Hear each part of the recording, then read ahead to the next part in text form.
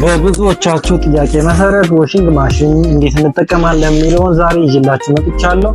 ይህ የአምነን ኤሌክትሮኒክስ ቻናል ኮንተንት የምትወዱት ከሆነ ሰብስክራይብ፣ ሼር፣ ላይክ ማድረግ እንዳይረሳ። እስከመጨረሻው ድረስ ይከታተሉ። የተለያዩ የአምነን ኤሌክትሮኒክስ እቃዎች፣ ልጆች እቃዎችን፣ ዋሺንግ ማሽኖች የምትፈልጉ ሰዎች ካላችሁ አድራሻዬ መገናኛ 3ኤም ሲቲ ሞል ነው። 3ኤም ሲቲ ሞል ደግሞ ስትመጡ ግራውንድ ላይ በስተቀኝ በኩል ፊት ለፊት ላይ ነጭ ዲስፕሌይ ያለ አምነን ኤሌክትሮኒክስ የሚላል እዛ ታገኛላችሁ።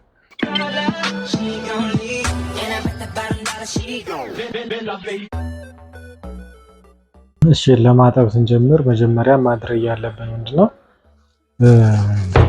ውሃ መቅዳት ነው። ውሃ ስንቀዳ የውሃ ሌቭል መለካት አለብን። እዚህ ጋር ኤል ሚል ጽሁፍ አለ፣ ሎ ሌቭል ማለት ነው። አንዳንዶች ላይ ሚኒመም ተብሎ ኤምአይኤን ተብሎ ይጻፋል። ሚዲየም አለ፣ ከፍ ብሎ ደግሞ ማክሲመም ወይ ደግሞ ኤች ይላል። አሁን ማዲባ ላይ እዚህ ጋር እንደምታዩት ሃይ ማለት ነው። ውሃ ከዚህ አይለፍ ማለት ነው። ኤል የሚለው ደግሞ ውሃ ከዚህ አታሳንሱ ማለት ነው። ንጹህ ውሃ እናደርጋለን። ከዛ ልብስ እናስገባለን። ልብስ እናስገባ ደግሞ ልብሱ ፍሎት ማድረግ አለበት። ልብሱ መንሳፈፍ አለበት። ማይንሳፈፍ ከሆነ ብዙ ጊዜ ሞተሩን ይጫነውና የሞተር ጥርስ እንዲበላ ያደርጋል ማለት ነው። ስለዚህ ሁልጊዜም ቢሆን መንሳፈፍ አለበት። ካልተንሳፈፈ ያው ጥርስ ይበላብናል ማለት ነው። ከዛ በኋላ ፈሳሽ ሳሙና እናደርጋለን። ለማጠብ ኦን ኦፍ ስዊቹ ምንድነው? ከዜሮ ደቂቃ መስጠት ነው። ከዜሮ ደቂቃ መስጠት ነው ማለት ነው። ማለት አሁን ለምሳሌ ይሄ ለ3 ደቂቃ ጠብልኝ፣ እዚህ ጋር ዞር ነው። ለ6 ደቂቃ ጠብልኝ፣ ለ9 ደቂቃ ጠብልኝ እያልን መሄድ እንችላለን ማለት ነው። ብዙ ጊዜ 9 ደቂቃ በቂ ነው። አንዳንዶቹ እስከ 15 ብርድ ልብስ ምናምን ከሆነ ወይ ደግሞ በጣም የቆሸሸ ልብስ ከሆነ እስከ 15 ደቂቃ ብናደርገው በደንብ ልብሱን ያጥባል።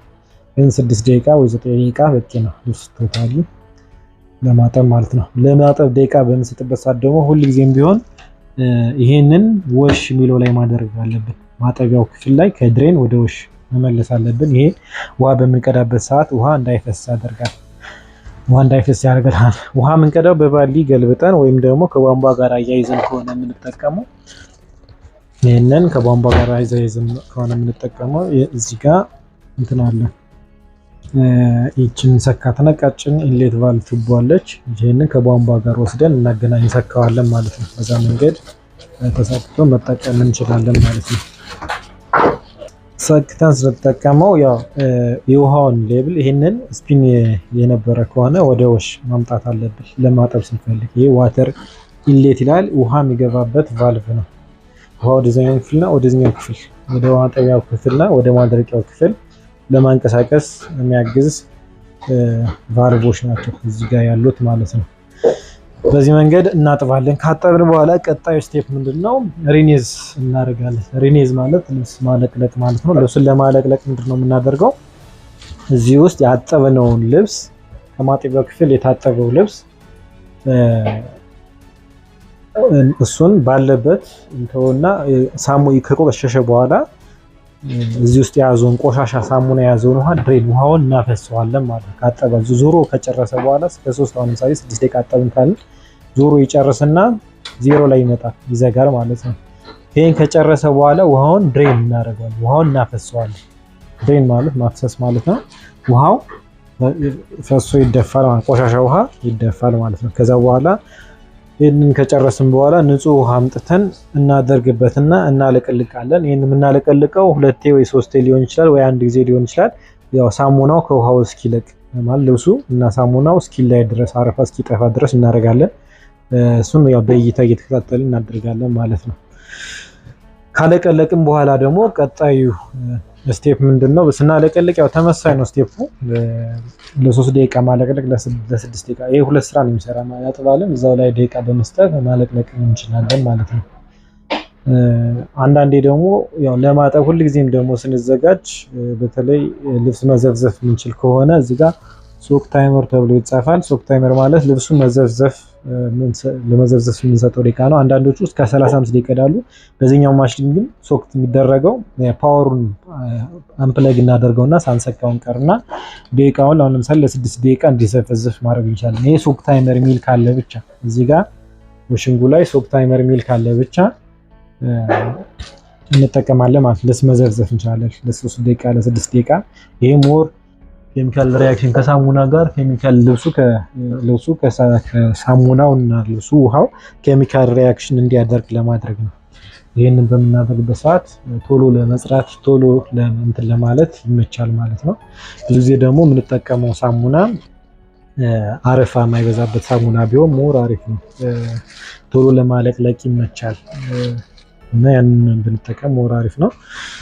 ቀጣይ ደግሞ ካለቀለቅም በኋላ የምንሄደው ወደ ማድረቂያ ክፍል ነው። ወደ ማድረቂያ ክፍል ስንወስድ ብዙ ጊዜ የምንረሳው ጥንቃቄ የማናደርገው ነገር ምንድነው? ልብስን ነጥለን አሁን ለምሳሌ ይሄን 1 2 እያልን ልብሱን ይሄ ክብደቱን ማኔጅ ለማድረግ ይመቻል። ክብደቱን ማኔጅ ስናደርግ እዚህኛው ክፍል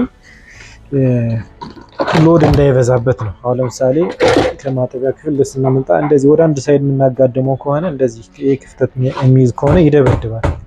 ማሽን የሚደበድብ ከሆነ ሁልጊዜም ማሽኑ ስራ እንዲያቆም አድርገን ማስተካከል አለብን ማለት ነው። ዩኒፎርም የሆነ እኩል የሆነ ክብደት ያስፈልጋል። እኩል ሆኖ ድምፅ ሳይደበድብ ይሽከረከራል ማለት ነው። ባለበት ሮቴት ያደርጋል ማለት ነው።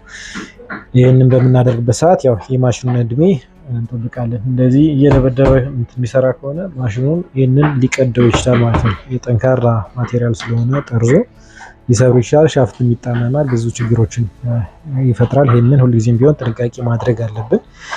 ስለዚህ ልብሱን እያመጣን እኩል ክብደት አድርገን በልብሱ ልክ ደግሞ እዚህ ጋር ማፈኛ ክብ ነገር አለች፣ ሁሎችም ላይ ያለላቸው እዚህ ጋር ይቺን ማፈኛ በልብሱ ልክ እናስቀምጣለን ማለት ነው። አሁን ለምሳሌ ልብሱ ዝቅ ብሎ የሚቀመጥ ከሆነ ዝቅ፣ መሀል ላይ ከሆነ መሀል፣ ከፍ የሚል ከሆነ ከፍ አድርገን በልብሱ ልክ በማድረቂያው ክፍል ላይ እንጠቀማለን ማለት ይሄኛው እቺ ፓርት ከሌለች ሲሽከረከር ልብሶቹ ዘለው ካልስ ምናምን አንደ የልጆች ልብሶች ምናምን ዘለው በዚህ በኩል ይገቡና ውስጥ ላይ ቱቦን ይዘጉታል፣ ወይም ደግሞ ሻፍቱ ላይ ተጠምጥሞ ማሽኑ ስራ እንዳይሰራ ያግዳል ማለት ነው። ያ ደግሞ የማሽኑን እድሜ ያሳጥርብናል። ይሄ ወሳኝ ጥንቃቄ ስናጥብ የምናደርጋቸው ጥንቃቄዎች ውስጥ አንደኛው ነው። በመቀጠል ደግሞ ማሳያችሁ ሁልጊዜም ቢሆን በተለይ አሁን የመጡ ባለ 3 ወር ሞተር ዋሽንግ ማሽኖች ላይ የምናደርገው ጥንቃቄ ምንድነው? ማጠቢያ ክፍሉን ደቂቃ የምንሰጠው እዚህ ጋር ነው። አሁን ለምሳሌ 0 1 2 አሁን እዚህ ጋር አድርጉት ማለት ለ1 ደቂቃ ጠብሊ፣ ለ2 ደቂቃ ጠብሊ፣ ለ3 ደቂቃ ጠብሊ እንደማለት ነው።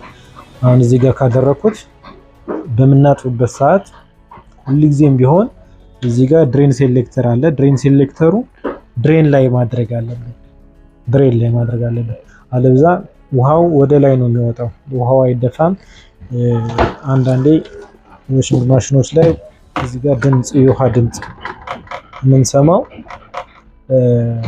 እንደዚህ ድሬን በማናደርግበት ሰዓት ነው። ስለዚህ ሁልጊዜም ቢሆን ድሬን ሴሌክተር ላይ መተን ድሬን ማድረግ አለብን ማለት ነው። ለጥንቃቄ ያክል ነው።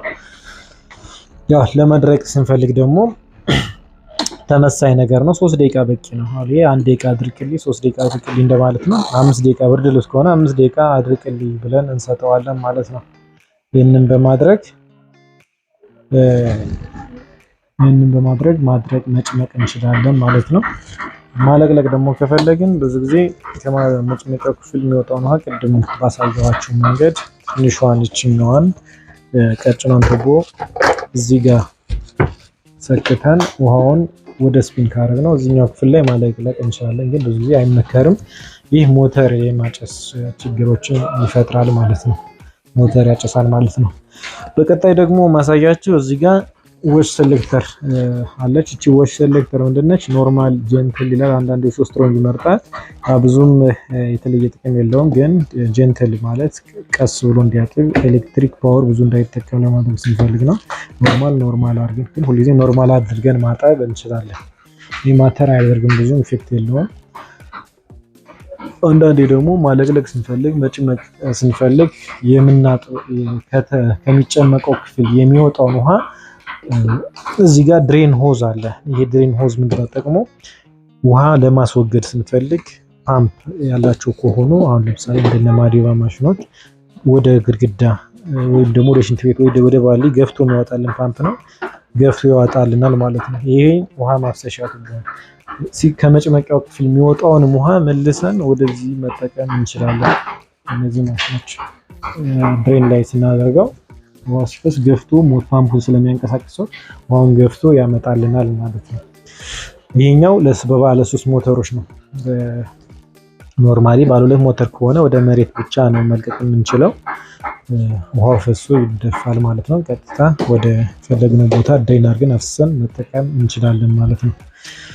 ስለዚህ የአምነን ኤሌክትሮኒክስ ቤተሰቦች ይህንን ፔጅ ፎሎ፣ ሰብስክራይብ፣ ሼር ማድረግ አይረሳ። የተለያዩ እቃዎችንም እኔ ጋር ማዘዝ ትችላላችሁ። ስታጡ ያው ጥንቃቄ ማድረግ ያስፈልጋል። ያው ለማስታወስ ያክል 5 ነገሮች ናቸው። ማጠጋ ክፍል ላይ የውሃ ሌቭል ሎ ኤንድ ሃይ የሚለውን መጠበቅ ነው። በዛ ላይ ደግሞ ልብሱ እንዲንሳፈፍ ማድረግ ነው። በመቀጠል ይሄ 2 ነገር አለው። ማድረቂያው ክፍል ላይ ደግሞ የልብሱን ክብደት መመጠን ያስፈልጋል። ዩኒፎርም የሆነ ዌይት ያስፈልጋል። ከዛ በመቀጠል ደግሞ ልብሱን አፍኖ መያዝ እንዲችል ክብ ነገር እችኛዋን ክፍል ልብሱን ካስገባን በኋላ ልብሱን ማፈን ያስፈልጋል፣ ካልስ ዘሎ እንዳይገባ። ይሄኛው 4ኛው ነገር ነው። በ5ኛው ደግሞ የምነግራችሁ ስትጨምቁ ድሬን ማድረግ እንዳይረሳ። ይሄ ለአውቶማት ለባለ 3 ሞተሮች ነው። ማኑዋሎቹ ዝም ብሎ ቢታጠቡ የተለያየ ቱቦ ስለሆነ ውሃው መሰስ አይቀርም። እነዚህ ላይ ግን ይሄ ያስፈልጋል። 5 ነገሮች ናቸው። ቤት ውስጥ ደግሞ ማያቅ ሰው ካለ እንድትነግራቸው ይሄ ጥቁር ቀለም በተቀባ እንዲያሽከረክሩ አድርጎ። አንዳንዴ ከ0 ወደ 5 ወደዚህ የምታዞሩት ከሆነ የጥርስ ሐዲድ ይሰብራል። ያ ሌላ ላልተፈለገ ወጪ ይዳርጋቸዋል ማለት ነው። በጥቁር ቀለም በተቀባው ነው ወደዚህ ነው የሚዞረው። የዚህኛው ደግሞ ቀለም የተቀባው በዚህኛው ዳይሬክሽን ክሎክዋይዝ ስለሆነ ክሎክዋይዝ፣ የዚህኛው ካውንተር ክሎክዋይዝ ነው የሚዞረው ማለት ነው። እንደዚህ እና ይህንን ጥንቃቄ አድርጉ። ፔጁን ከወደዳችሁት እና የምንለቃቸውን ነገሮች ከወደዳችሁት ይህን ፔጅ ፎሎ አድርጉ። የቤት እቃዎችን ሁሉንም እቃዎች ፍሪጅ፣ ዋሽንግ ማሽን፣ ኦቨን የተለያዩ እቃዎችን አሳያለሁ። ሌላ ማሳያችሁ የእቃ አጠቃቀም ካለ ጻፉልኝ ታች ላይ። በቀጣይ ቪዲዮ እሰራላችኋለሁ። ሰላም።